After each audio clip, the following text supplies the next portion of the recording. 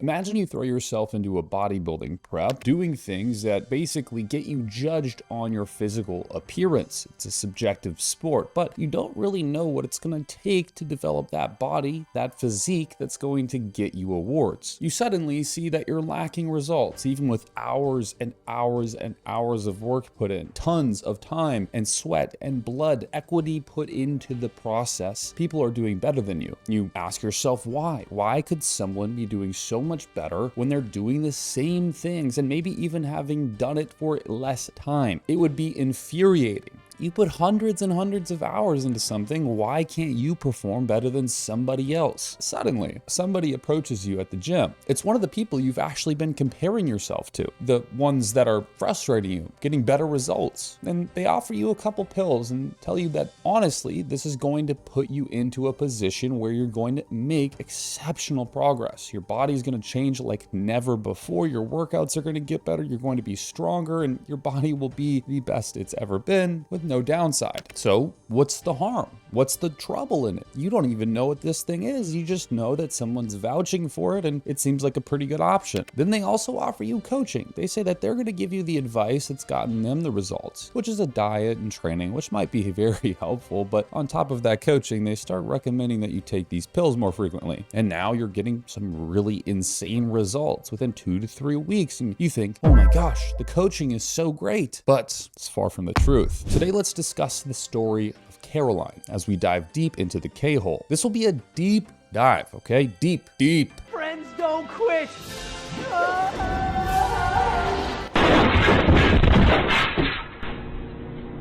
Hey, Ron. Hey, Billy.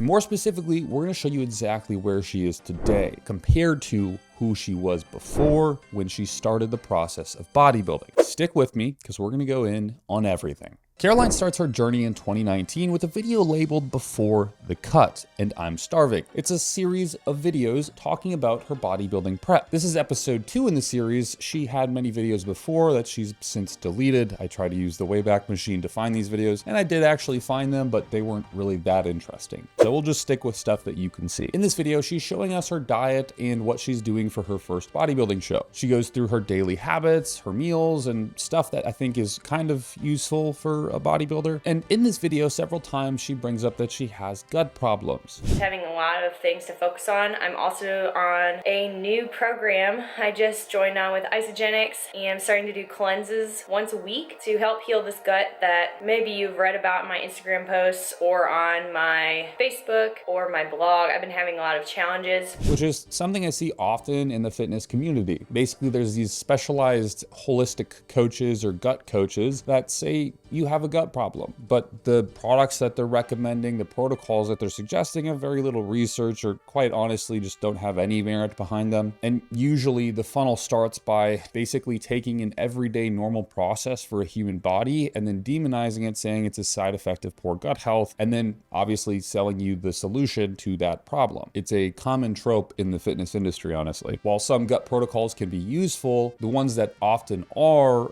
just very, very basic. Nothing extreme that includes 20 to 30 different products that are each going to cost you $1,000 a month. Literally, this is normal. And to be honest, when we see the most change in someone's digestive capabilities and their digestive health, it's usually something like a fecal transplant, not just taking a couple pills from GNC. She then does mention the symptoms of said gut health problems though. Interestingly, as you'll soon see why I say this, I don't think this is actually having anything to do with her gut, and you're going to pick up on this quick. And you may be able to see here that acne is cystic acne, and the biggest telltale signs that you can have cystic acne is usually in your cheek areas or along your jawline, and a lot of it people think is from maybe they're not cleaning their face enough or they're touching their face too much. But in reality, it's usually an internal issue. And you can wash your face, maybe not enough, or using the wrong products, but at the end of the day, everything stems from within. So the only way to heal your gut is based on what you put into your body. And that's what I'm trying to figure out right now is what foods that I'm eating that can actually help heal me. As we fast forward several weeks, we see her getting ready for her show, still at 6 weeks out. This is when we get to meet David, a friend of mine actually. We've messaged several times and talked on podcasts, and he's pretty good stuff. I like the guy. David is a great coach, and he's gotten many women to get their pro cards in many divisions. The two at this time are dating, and in this specific video, they're making some homemade sushi. They're both in prep trying to avoid the variability of going out to eat because a variance of 5 to 10% calories can be absolutely detrimental, not just when you're trying to cut, but when you're trying to get dick skin lean. I mean, to the point where there is zero fat between your skin and your muscle. Every calorie matters. Cutting fat is one thing, but getting quite literally fat-free is an entirely different process. A 5% margin of error can make or break a prep in bodybuilding quite significantly. Fast forward a little bit in the video and we start to hear her talking about getting a lot of anxiety as she's doing prep and trying to manage her life. But I think this is far from the truth because as we soon hear her say, well, just roll the clip. What's up, everybody? I just wanted to talk. This is 6 weeks out from the show, and there's a few things been happening emotionally for me that have been really tough, and I think it's important to address. Anxiety. I've never been really affected by anxiety. Even during my college career, I had a lot of stress, but I never really felt anxiety. But I recently, through this prep, have started to get more anxiety, and I think a lot of it is not just due to the physical stress in my body, the caloric deficit that I'm in, the amount of stress that I'm putting in the gym on my body, but also the mental stress that I'm facing at work, trying to balance a healthy relationship with David, trying to keep in touch with friends and family. All that started to compound on me. And actually the other day I was at the gym and I had close to an anxiety attack. It was just severe anxiety. Like I couldn't be in the gym anymore. I needed to get out. I felt like I didn't want to talk to anybody. I wanted to be by myself. I didn't even want to be with David, to be honest. I was like, I just need to be in my own space, in my own bubble. She isn't exactly saying it, but what she's referring to here is Clenbuterol, a drug we've talked about many different times as we've discussed these females, which is likely the true cause of her anxiety and not other outside circumstances. Let me do my best to explain what is going on and why it would actually be causing a severe amount of anxiety. Clenbuterol, or often called Clen, is a beta-2 agonist. In simple terms, it was a drug that was created to treat asthma, as it's a bronchodilator. It opens up your airways so you can breathe more efficiently. But bodybuilders and other athletes use it off-label to improve their physical performance for two big reasons. It can, as a bodybuilder, open up airways and make cardio much more efficient. But most importantly, it's a very potent fat burner. You see, Clen stimulates your beta-2 adrenergic receptor sites, which ramps up your sympathetic nervous drive. Consider this your fight or flight response. It puts you in a state of stress. When those receptors are activated, your metabolism spikes. Your core body temperature will increase quite specifically. This is a process called thermogenesis, which forces your body to burn more calories even while it's at rest. Not doing cardio, not walking, not doing anything else. Just being a human, you will burn more calories when you're taking something like Clenbuterol. That is why it's so appealing during a cut or a competition prep. It essentially turbocharges fat loss when you're already getting lean. But here's the catch. Stimulating those receptors doesn't just boost metabolism. It also sends your central nervous system into overdrive. Clenbuterol mimics adrenaline. So your heart rate skyrockets, you get shaky hands, your body stays in a constant state of heightened alertness. Essentially, how I want you to imagine this, as someone who's highly sensitive to stimulants, for me, the experience is much like drinking an excessive amount of caffeine. Hey, do you ever think maybe you shouldn't give your son coffee? Like, how do you mean? Like, look at him. He's always shaking and nervous. You don't get the crash, you stay hyped for 10 hours straight, and you can't stop. Except not just are you hyped, but your body is expressing a feeling of danger. No, no, they're gonna get me. Oh, God.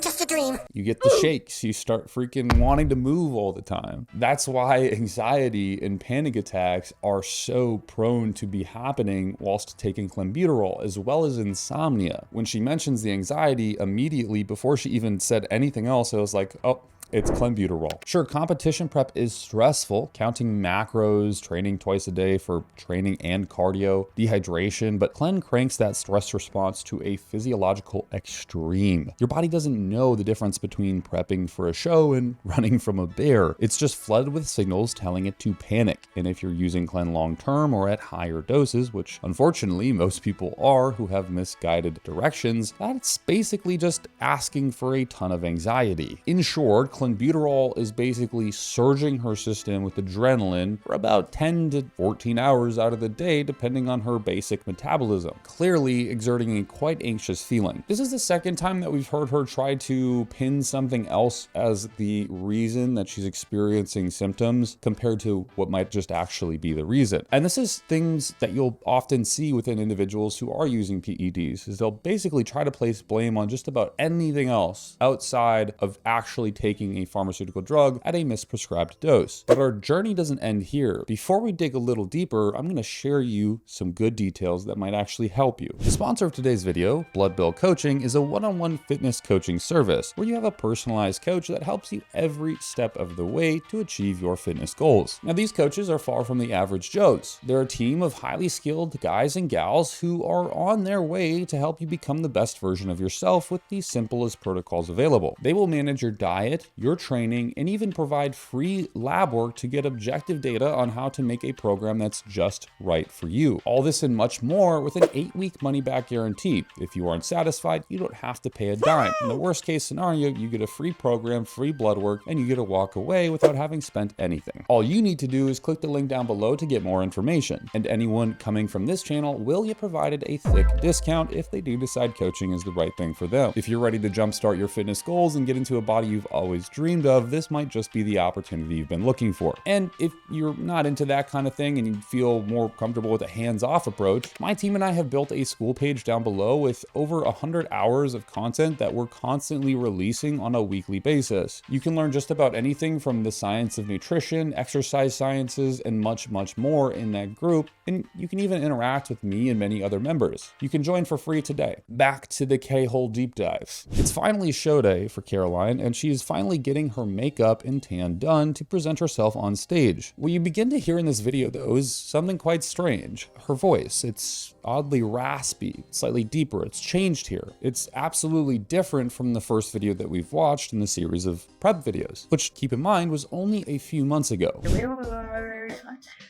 all ready for check-ins. Pretty excited how my suit, everything looks. Putting that package together. And at this point, it's clear that she looks physically insane. Great. A very well-developed female physique like this is awesome, but very unlikely is it to be achieved naturally, which of course we know she's taking Clenbuterol because she had spoken about that already, but there's clearly more going on. Her and Dave were also competing on the same day. How cute. It's honestly really impressive because competing for just one person in a household can be a very stressful task on the whole household, but both of you competing, that's shocking. Let's collectively fast forward a little bit and get even further ahead, because not even a year after this show is done, she's making a video on breast augmentation. She got a boob job. Let's just not glorify it, okay? Dave was making some good money. She got a boob job. But in this video, I can't tell but notice, again, that same raspy voice. Let's just compare it to that first YouTube video that we watched, which at this point is not that long ago. Today is actually my rest day. Haven't decided if I'm gonna do full fast. I'm intermittent fasting right now until about probably 1 o'clock, and going to eat a low carb, high protein, higher fat meal then, and then just kind of eat intuitively until about 8 p.m. So trying to give my digestive system a break before training tomorrow. Tomorrow is back day, my second back day of the week. Before I got into bodybuilding, I was always flat chested. I grew up very petite, even on both sides of my family. None of the females were really blessed with chests naturally, and I always kind of had this like feeling that as I got older, I wasn't really gonna fill out until after I had kids. I hope you hear the same changes that I'm hearing, right? They're subtle, but they're there. So let's just keep deep diving a little bit and figure out what's going on. Her and Dave ended up actually getting married for $5,000, which I think is pretty intelligent. I think that's honestly really smart. I know couples who go into debt for years and years and years, and now their marriage becomes a financial strain on their relationship when they could have just spent $5,000 or $10,000, which is a lot of money still, but they could have just went on a vacation together, probably shared more experiences than paying $100,000. I just don't understand weddings, to be honest with you. But after the wedding, Caroline gets back into a bodybuilding prep, competing again to win a title in wellness, which she did. In this video, again, you notice something quite odd. Her voice, her face. There's changes happening. It just goes to show that this year, even with different complications,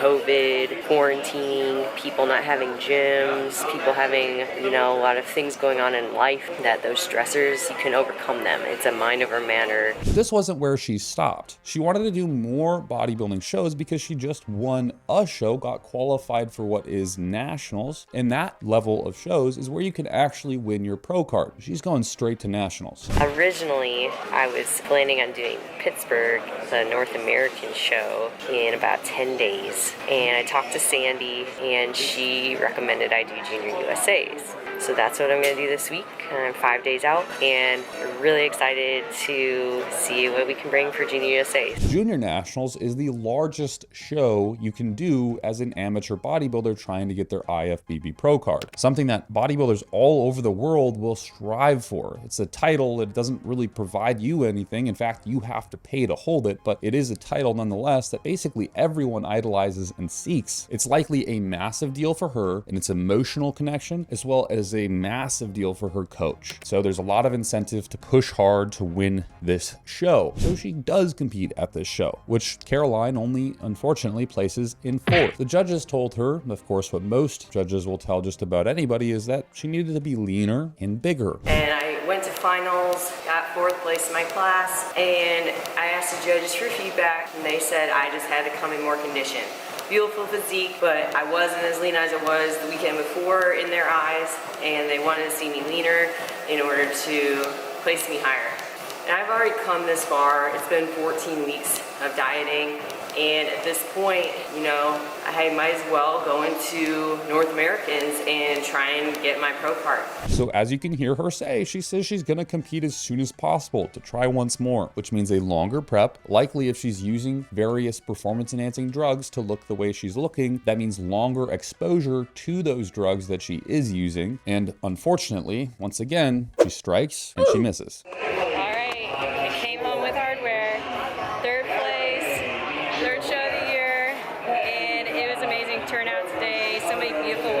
It's the sad reality of bodybuilding. You can try 101 different things, but you still might fail because oftentimes it is a genetically driven sport. If you have the genetics, you're gonna win like crazy. If you don't, you can do just about anything under the sun, including taking all the drugs you possibly can, and you still probably won't get there. In this case, trying to win, Caroline did something which is entirely irreversible.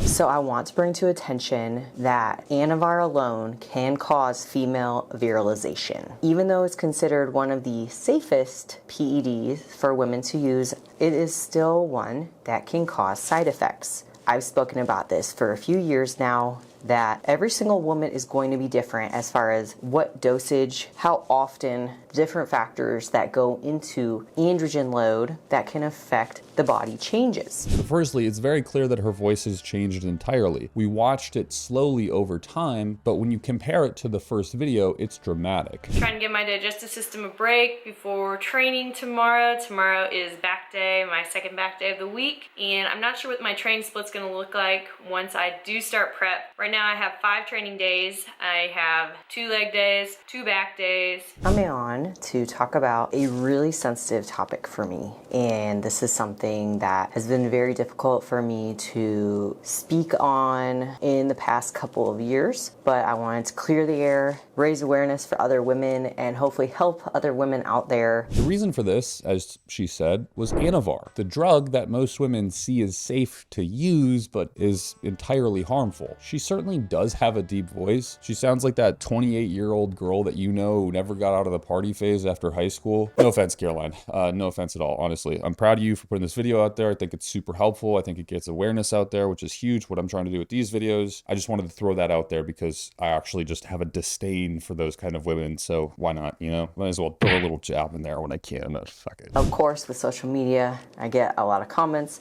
Oh, you sound like a man. What caused you to sound like a man? I wish I had a baritone voice like yours, even though I don't really have that deep of a voice. However, trying to hit higher pitches is actually painful for me now. So I want to take a few moments, talk about what caused it, things that people might not expect and are honestly misnomers in bodybuilding and female enhancement. But did you notice that she said it hurts when she tries to bring her voice to higher octaves? That's something she did 5 years ago. That's hurting her every day now. And this is stuff that no one talks about. How your vocal fold changes. Basically your larynx and vocal folds in your larynx, they change morphologically, and that hurts a person. I do also want to emphasize, we choose this sport. And at the end of the day, each of us have our own choice of what we are going to do to and in our bodies. So keep that in mind. We choose our own risks, and we're the only ones that have to deal with the consequences. Oh, I just don't agree with this at all. Because women like Georgia Daniels are not having these kind of issues. Oftentimes these girls are getting something from their coach or from someone they know without even knowing what they are or what these things do. They have zero clue. They've done zero research. They just know that it's going to get them the outcome that they want. Or they're thinking they're getting one thing, knowing that it's a slightly better option than an alternative, and they end up getting the alternative that's not a safer option, which is what happened to Georgia. Also, shout out to Georgia. She just reached out to me. We talked on the DMs, and she's a pretty cool person. So much love. Also, if the Anavar mommy needs a nanny daddy, well. Every single woman is going to be different as far as what dosage, how often, different factors that go into androgen load that can affect the body changes. Every single woman's going to be different. For me, 10 milligrams of Anavar caused my voice to change. 10 milligrams of clinically dosed Anavar caused my vocal cords to viralize. 10 milligrams of Anavar is not a clinical dose. It's insane to say. You might be able to get prescribed that from an HRT company who's working privately, and they just basically pay physicians to write scripts. It's a very easy process to set up, as I'm in the process of it. But holy cow, 10 milligrams of Anavar, not clinically dosed. That's not real. I don't know how many times I need to say this, but what is clinical is the conversion of a female into a male with hormone-affirming therapies. And the starting dose is 60 milligrams of transdermal testosterone. That is per week. Now, if a woman takes 10 milligrams of Anavar, that is 70 milligrams of androgens weekly. So you are taking more total androgens than a female trying to convert into a male is. Anavar is safer, is what people are going to say below. Oh, it's fine. It's not the same as testosterone. You're wrong. You're actually wrong. Milligram for milligram, it is still an androgen. It still affects the androgen receptor, which is the whole point of this conversation, just as testosterone does. It just has less metabolites than testosterone does itself. Was it created for women? Absolutely. But it was used at a fraction of a dose compared to what is being used in a lot of these scenarios. Also, I love this argument because people are like, well, it's still, you can get it from a doctor. Good luck ever finding a doctor who's not working for a private company that's paying them buku bucks to sign prescriptions. Good luck going to a hospital and ever finding a physician use Anavar. Like, you will never, ever find it. Good luck. Like, no one uses it these days. You could say the same thing about Anadrol, but guess what? You're never, ever going to find any doctor that's going to prescribe you A-bombs to heal your body. It doesn't happen anymore. There's a cost doing these things, and it is the development of secondary secondary male characteristics, whether you're a kid who needs some kind of tissue regrowth or a woman, which is what these drugs were created for. They failed, and that's why they're often not used anymore. And we've had to go research several different compounds, which is where SARMs, selective androgen receptor modulators, come into play, but they just don't have a potent effect that we need. At a low dose, they can be helpful, but you're still going to have to deal with the risk of causing these maturation effects within women and young children. Once again, this is something that has been very difficult for me, and I'm still really careful about. I am on my own journey with healing my vocal cords and the damage that has happened over the past couple of years. But at the end of the day, I can only do so much naturally through vocal cord exercises, and eventually I might have to have surgery if I truly want to correct my voice so that I can reach higher pitches once more, because the elongation of the vocal cords at certain points can be irreversible. So let's establish something. She has done therapy to heal her voice. She's done vocal therapy, and this is what her voice sounds like after that therapy. It doesn't sound better, in my personal opinion, but I think that's just a testimony to how poorly Anavar, something super simple, can actually affect you. It's not harmless. Can women use it? Of course. I'm not here to tell them they can't.